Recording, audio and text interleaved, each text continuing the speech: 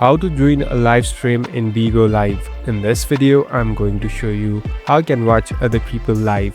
First of all, open the application. So here, I'm in my home page. Here on the left bottom, simply tap on this live icon. So basically, these are the people who are online. Now, simply tap on the one whom you want to watch. So here, I'm tapping on this person.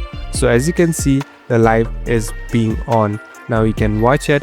Here you can even give your own comments to them. So here, in order to add them, you can add this plus icon too.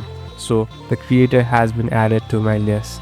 Now later you can scroll through the lives, and here there are different categories and subcategories through which you can scroll. So according to that, you can watch the live. Thank you for watching this video. I hope this video will help you.